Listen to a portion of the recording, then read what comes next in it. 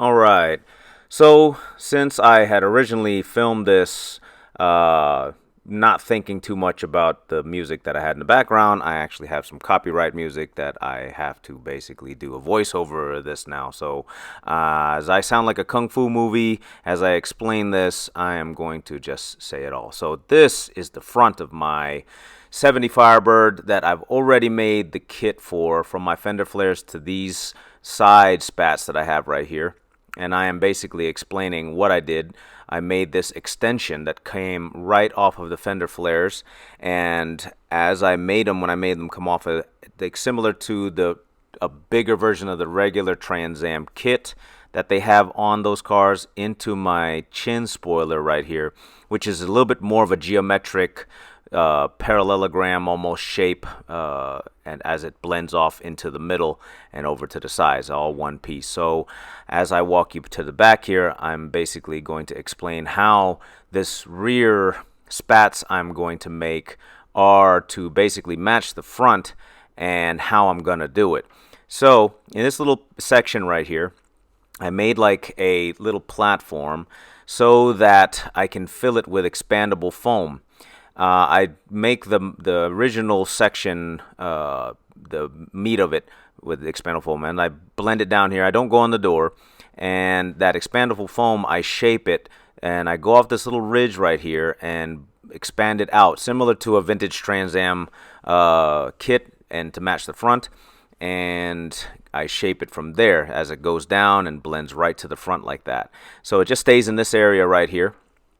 And I am going to take you to the other side, because I'm going to explain that I'm going to do the same on this side. And how this is, so the fender flare right here has already been made. I made a while ago. I scratch it with a 80 grit, 60 grit to have bite to it, so that I can put expandable foam in this section and lay on top of it. And if you don't scratch it, it will come loose. It will basically come off of there. And what I do here is I put PVA, polyvinyl alcohol, on this, so it can actually extrude off. It can come off of the body without any real issue. And this green tape is what it's basically laid upon, so it's not actually attached to the body. So with this whole area, I explained that I fill it with foam, and I start shaping from this part. So at this point, you can watch my method and come with me, check it out. Alright, in this section, I'm going to show you how I use this expandable foam. This right here in the red can. Now, a lot of times they show you that you use expandable foam, but not how to use it. So what happens is, most people, they shake it up, they get it, and they use it like this. Let me get you closer to there. When they use it straight, you know. So when they shoot it straight like this, it's actually not the right way. It's actually should be like this, because that way it fills up in each cavity with a solid amount of foam. And that's how it's done right there.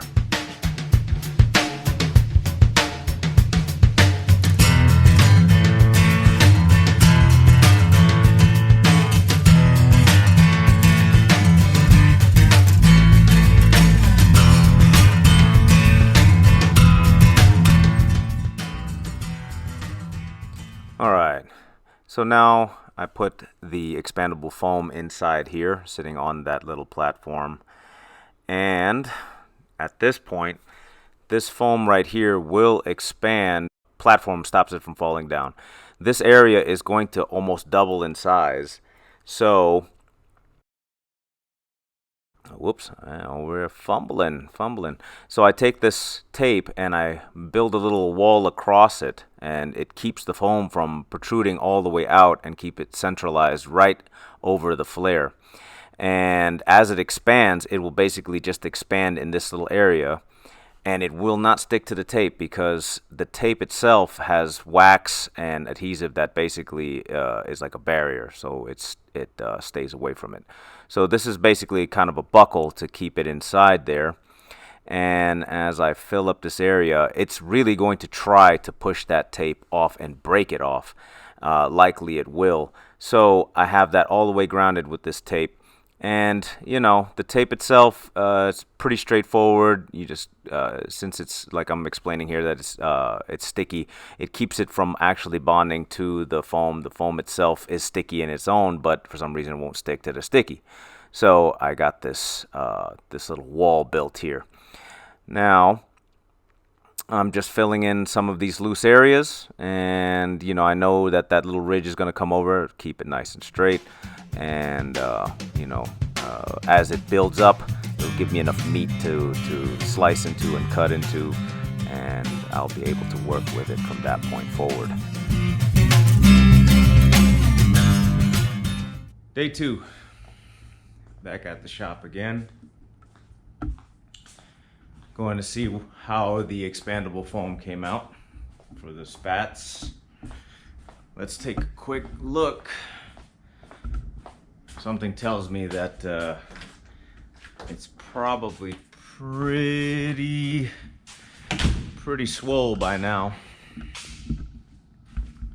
There go Lucy. Say hi. Actually, there go Vengeance. Say hi. All right.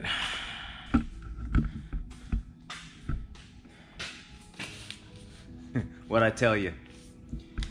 It almost pulled the tape completely off. Whoa. Whoa. Oh, look at that. So, good Lord. See that? Now that is what we want.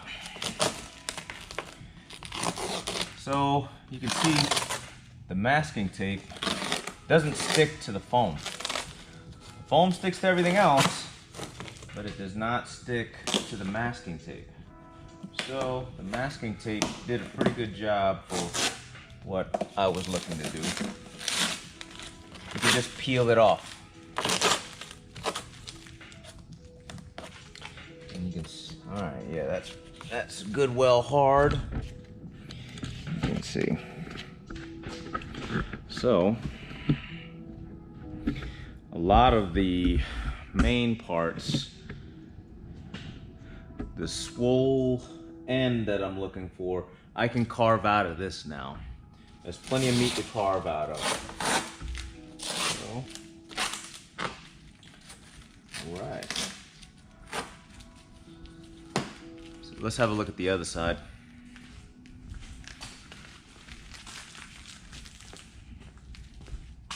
All right. Ooh wee! Now that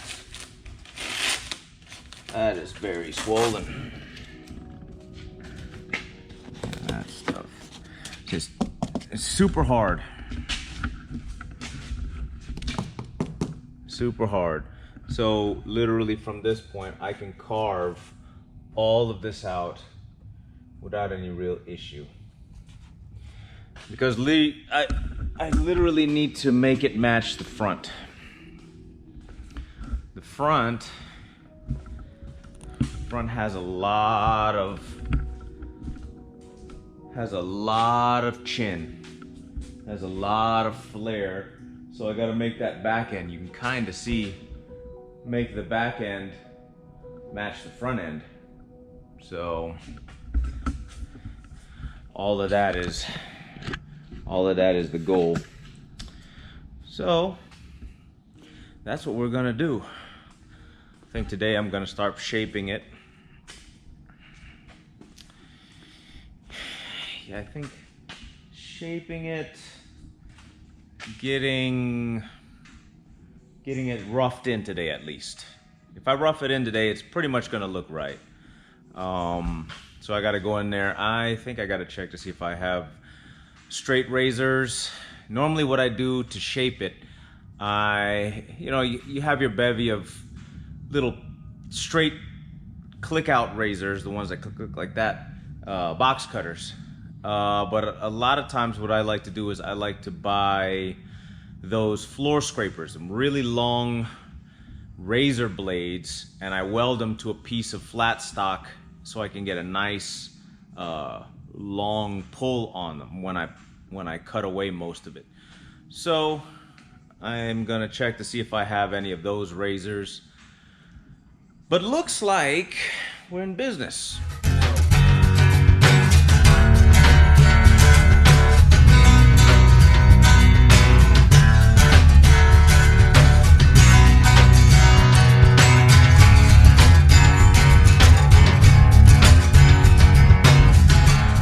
Got pretty much roughed in. Got a little bit of internal bubbles and stuff like that. They got a bubble to the top and harden. So it's still kind of soft, but it's not so bad. It's kind of roughed in the general shape. When everything hardens, then I'm gonna cut out more. I got the other side too. As you can see, got it roughed in. It also has a little bit of a sinus, a little cavity that that has a little bit more goo to come out of. So once this is actually hardened, I'll get it all the way down to the right size, but right now it's not quite there. Getting there.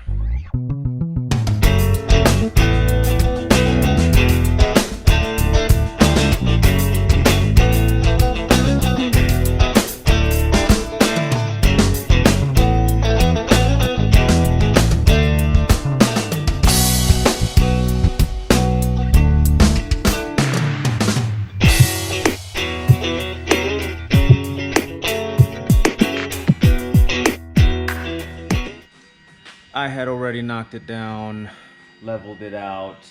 Now I had a second pass of filler inside of the foam because I had way too many cavities that I didn't like. So I put a little bit more denser foam. So another couple of blobs coming out.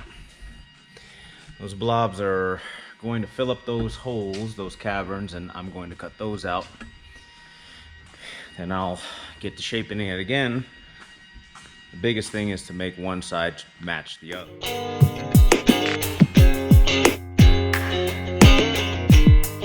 And the spats have finally shaped up to the way I like them. And they're pretty roughed in, but roughed and refined. And it's basically time to lay some fiberglass. So we're going to start that process today. I added a little extra over here, so I'm gonna trim this back. This side's not as finished as the other side. Because I accidentally cut a little too much than I wanted to. And I'm going to add, I already added, and I'm going to trim off that side to match this side. So during this process, I got to get my scale here. This is mostly what I use to match when I want to match the shape of one side and the other. I usually use this, and when I've done that, I go to the other side and fit it. Yeah, so that's that. So I got a couple things that I'm going to be doing today, which I'll take y'all with me. I didn't normally take nobody with me, but now I'm taking everybody with me, so you can check it out. I really don't like winter. I love nature, but I don't like winter. It's too cold, too wet, too dreary. I think I'm more of a summer type of guy. Sometimes it feels like nature's peeing on us. That's literally what she's doing. Welcome back. Back at Black Cloud. What am I gonna do today? Back in the building. Well, a couple things I'm working on today. First, I am going to get back to work on this canvas I'm working on. Another one of my tactical dreadnought letter mechs. And I'm gonna work on that one for a little while. Get something going with that. This one's acrylic, so I'm going to be using my acrylic paint with my acrylic mess over here. I use a lot of these little color samples and do a little extra little mixes. My own little recipes. But yeah, that's going to be the first thing today. Do that for a little while. But knowing me, I always work on that and then I'll jump off and then I'll jump onto the Firebird. So let's go in here on the Firebird and show you where we're at now. So the last time I got with y'all, I was working on the rear spats, the rear parts of the flares, where I was continuing the kit. Now I have made a decent bit of headway on that, and it is pretty much finished out. Yeah, so now it's in the shape I'm looking for. And it might not pick up on the camera well, like if it's really shaped in, but yep, it sure enough is. You see the front end, it matches pretty well, I'd say. So I am going to start the process of fiberglassing today, because now she's ready. Can't wait to see what it's gonna look like now that the rears are going to match the fronts. The whole kit, to me, the whole car really, it almost looks like a brolic Trans Am. You know, normally Trans Ams had those flares off of the bottoms and the fronts of the car, but they were so small, extra small. Now this one though, this one's way more rugged, way more big. So, way more big? Way larger.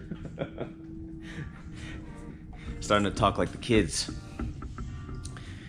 So, I'm liking where it's going, and I'm going to finalize that. One of the biggest things that I had to make sure about this that was kind of questionable for me is I made the spat a little bit higher than the front spat. The reason for it is I am going to do side exhausts on this car too, which everyone knows I love me some side exhaust. I think you can see Vengeance's. Yeah, she's got hers and down in there.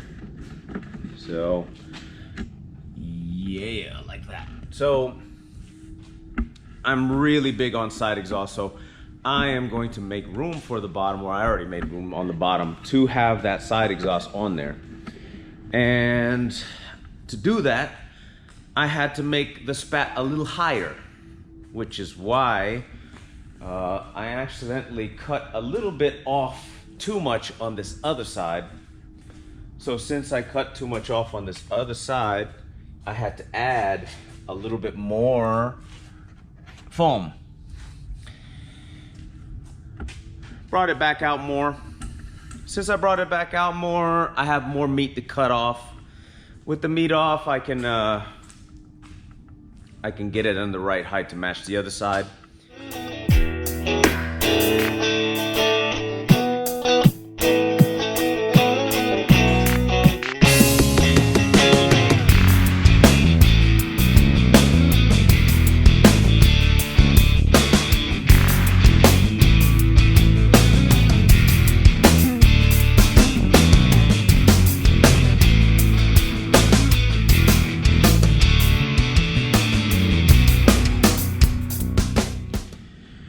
All right, now, so I laid one coat of matte fiberglass on the spat.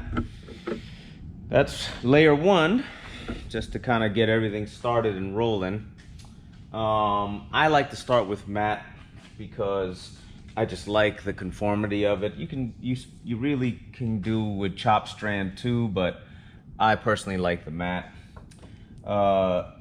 And also, I like, for some of these really contoured parts, I like the matte a little bit better because it gives me a little bit more confidence in the curves than the chop strand does, even though the chop strand is the right thing to use, but you really can use both, because I'm about to go and do a second coat with chop strand on that second pass, and then I'll go back over it once again with a final of matte.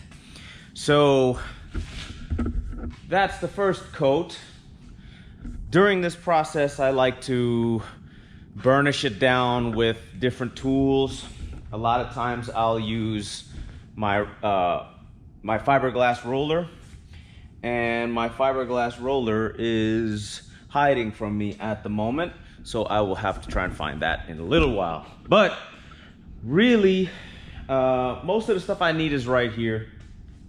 A lot of times, I don't like to be wasteful, but a lot of times people will use, you know, measuring cups and stuff like that to mix the resin. I don't. I like to use old Dunkin' cups. So, see, this one's from Christmas and whatnot, and you see the little Christmas decoration. The reason I like to use the Dunkin' cups is because I drink a gang of Dunkin' Donuts. Well, you know, all those cups and all that drinking I do, I really feel terrible if I was to just throw it away without finding a use for it. And I will make use out of junk from anywhere. So, I use Dunkin' cups to mix the resin. It's my favorite thing. And to lay the resin, to lay it all, I usually use a paintbrush, a little cheap chip paintbrush that you get from Home Depot. So as you can see, this will be a future mixing cup. I got it right now. So I'm just gonna take my little sip from it. And back to the studio on the canvas I was working on earlier.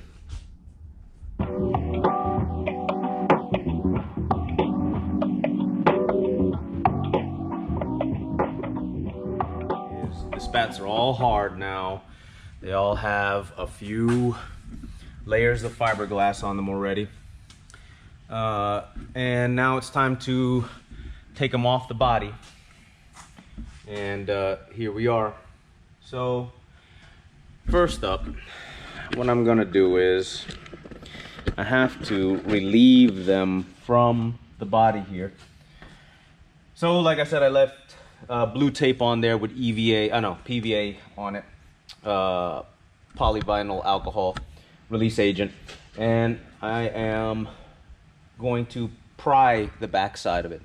When I pry the back side of it, I'm gonna basically knock this thing loose. When I knock it loose, I'm gonna start building out the inner structure off the car. So that is pretty much what's going on. Right now, I'm going to chop into the little crease that I got in here. Kind of hard to see, I don't know. But down inside here, I've already scored it. And during the scoring, it gives me a nice perforated spot for when I actually have to cut it. It's got a little bit of a guiding line. So yeah, so that's where we're at on that side. I already did that on this side. Now this side, as you can see, is already loose. No more blue tape. It's actually been cleaved off. Got a couple little scratches from actually just manhandling it a bit, but it is off the car. Now I'm going to show you as I set you up what off the car I mean. So take her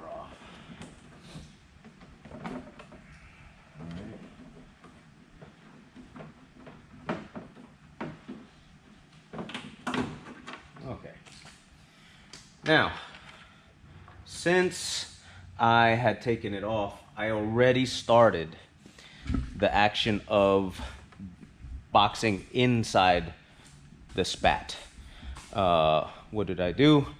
I took the lower half and I cut it out, and I embedded a piece of hard ABS plastic to straighten it out. Then I'm going to fiberglass over that to continue this lower section, and then box that in. What I'm gonna do next is I'm gonna go to this back side and box all of this in, same way that I did this one. I gotta clean up this and reset it for beauty purposes. But literally, that's kind of how it goes.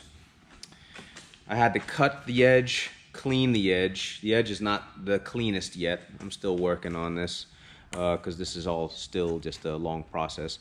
So I'm gonna tighten it up, clean it up, and it should be razor sharp after I'm done, similar to the rest of the flare that I made long ago. So that's basically how it is.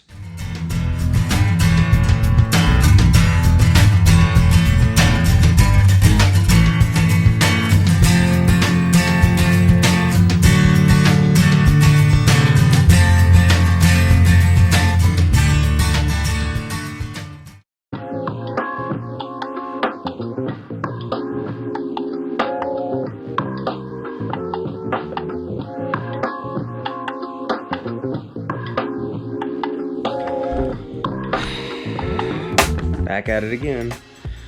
Yo, T, what you doing, man? I'm working on this canvas some, and I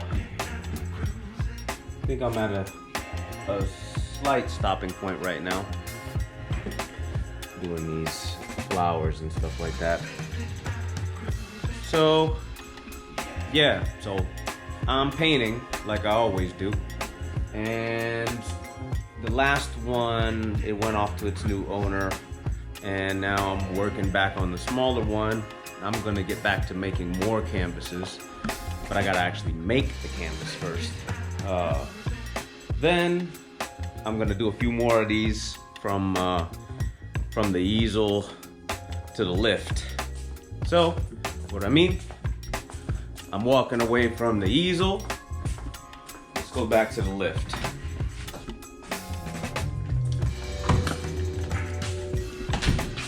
So the Firebird, back again.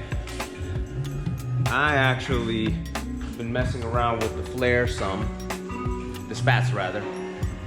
Turn down the music. Yeah. So yeah, I'm back on the spats. The spats, it took a little bit more effort on some of the spat stuff that that basically added a bunch of extra fiberglassing. So I've been doing that. I had to make this little quick buck so that it can stand up, because Lord, this thing is so cumbersome. But I got that, there you go. I got that plastic piece back underneath, and now she's back solid. Pretty much it's boxed in for now, and you know, it's making its way, but it's just an arduous task. You just keep going and keep going, keep going. What I'm gonna do is I'm going to run over it with some heavy grit sandpaper, and then I'm going to start body working the outside once I finish up the last little tiny stuff for the fiberglassing. I also started to work on the rear end again. So what I've been working on is, I didn't film this before, but we put on a 70 Camaro tail panel on here so that we can develop our tail lights on this. Our Infinity tail lights, that's the same as the Vengeance tail lights. So right now that's why the taillight is out, and we're gonna develop it so it has like the nice infinity effect on this, and that's what we're gonna do with this. So it's basically like a test car. Boy, I've been at this too long. I'm a little bit tired. So why do I have this here? Well, mainly right now is because I already cut and narrowed the rear bumper, the rear Camaro bumper, and the bumper itself, I have to basically put it on the car. All right, there. So she wants to fight with me. So I gotta make mounting points for this inside the bumper and inside the tail panel. So I set it up to where I can align it. And I have a few spots where I think I can actually do some pretty decent mounts, but they're on the inside. You can't quite see it, so I can't exactly show it, but you'll be able to see it once I actually get it off the car and actually weld it on there. But right now, that's basically how it looks, minus the C-clamp holding it. And once I got that up in there, I've pretty much, you know, capped off the rear end for the Camaro look. I like the Camaro taillights a lot better than the Firebird ones. The Firebird taillights, they're cool and all, but I don't know, just I don't like them as much as I like these. Something about these almost to me almost gives a little bit of like almost like a Skyline vibe, like a Ken Mary taillight or cherry taillights that they put on Kaido racers or Bozozoku style cars, Zokusha cars. And I like these a lot better. I think they're pretty cool looking. And I mean, that's the reason why I said, you know what, that's the only part on the Firebird that I think does not look as good as the Camaro of the second gen years. The second gen Camaro looks great. Everyone loves them, split bumpers and all that kind of stuff like that. I like them, but I like the Firebird more. I like the Firebird more. I think it looks a little bit tougher. I think the face looks a bit cleaner. So that's the reason why I bought a Firebird. Now people are gonna think that from the back end that this is a Camaro, but it's not, it's a Firebird. So would it be a Firemaro? Maybe. Or would it be a, what is that? Cambird? I guess not. So that's where I'm at with it. Tail end time for a little bit because I always bounce around, whether I'm bouncing around on here or bouncing right back to the easel. That's pretty much what it's gonna be. So until then.